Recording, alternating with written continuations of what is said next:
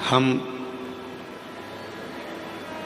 भारत में जन्मे हैं, इसलिए भारतीय नववर्ष मनाते हैं चैत्र के महीने में, गुड़ी पड़वा के दिन हमारे भारतीयों का नया वर्ष प्रारंभ होता है। फिर भी आज के बेटा बेटी जितने कैलेंडर से नया वर्ष मनाते हैं, 2025 जाएगा, 2026 आएगा।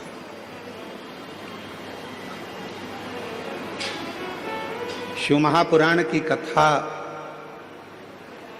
इस 2025 में आपके मुंबई में हो रही है। जब अगला 2026 आए तो यहाँ पर जितने शिव भक्त बैठे हैं वो भगवान से ऐसी प्रार्थना कर कर जाना कि मेरे भोले बाबा हमको उस लायक बनाना कि एक बार हम भी अपनी मुंबई में शिव महापुराण की कथा खुद करें। इतना सामर्थ्यवान हमको बनाना। अब उतना सामर्थ्यवान बनने के लिए आपको दो चीजें चाहिए।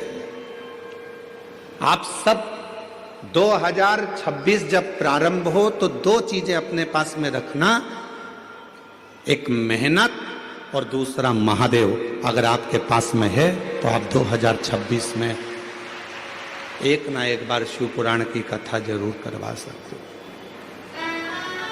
मेहनत और महादेव। आज व्यक्ति मेहनत से पीछे हट जाता है।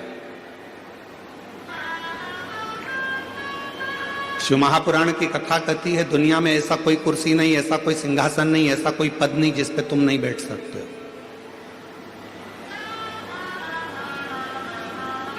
ऐसी कोई कुर्सी नहीं बनी है, ऐसा कोई पद नहीं बना, ऐसा कोई सिंहासन नहीं बना जिस पे आप नहीं बैठ सकते।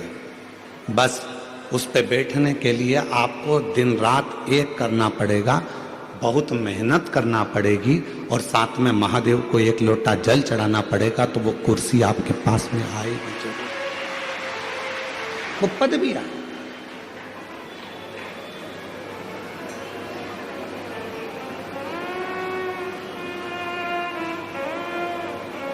एक लाइन है, जो डर गया जम के बोलो वो मर गया। मेहनत से क्या डरना, विद्याध्ययन से क्या डरना, परिश्रम से क्या डरना।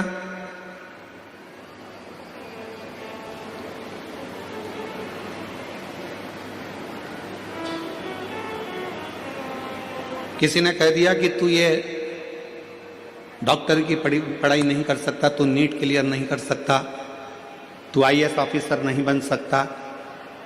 जिसने कहा उसी दिन अपने मन में संकल्प कर लीजिए कि अब मैं नीट क्लियर कर कर रहूंगा, अब मैं सीए क्लियर कर कर रहूंगा, अब मैं आईएएस ऑफिसर बनकर रहूंगा।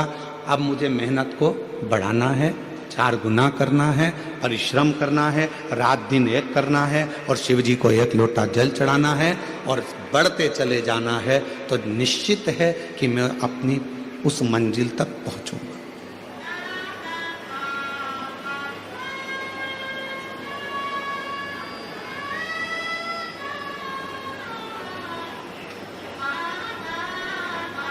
शिव पुराण करती क्या है?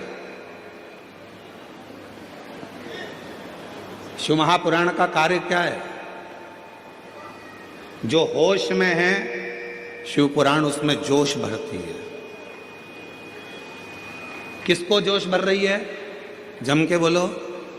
जो होश में है। शिव पुराण क्या करती है? जो होश में है उसको जोश भरती है। होश के साथ कई लोग होते हैं नशे में रहते हैं, उनको होश ही नहीं रहता। कोई धन के नशे में है, कोई सत्ता के नशे में है, कोई वैभव के नशे में है, कोई अपनी वाणी के नशे में है, कोई अपनी काया के नशे में है, कोई अहंकार के नशे में इतना चूर रहता है कि उसमें फिर होश नहीं रहता, उसमें होश नहीं रहता। इतना नशे में डूबा रहता है कि वो होश खो बैठता है, उसके अंदर होश नहीं रहता।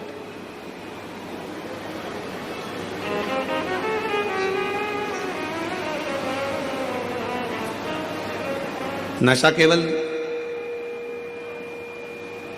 मदिरा का, दारू का नहीं होता, नशा अहंकार का भी होता, धन का भी होता।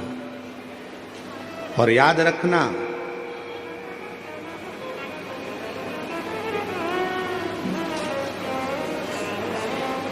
पानी में डूबोगे तो बचने के सार हैं,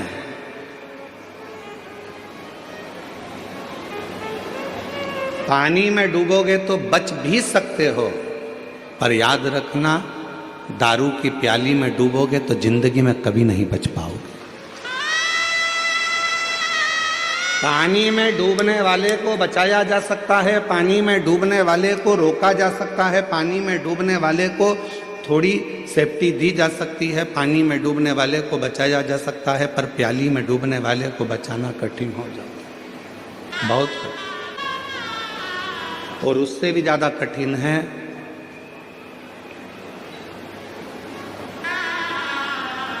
अहंकार के नशे में डूबने वाला व्यक्ति, अभिमत्ता में डूबने वाला व्यक्ति।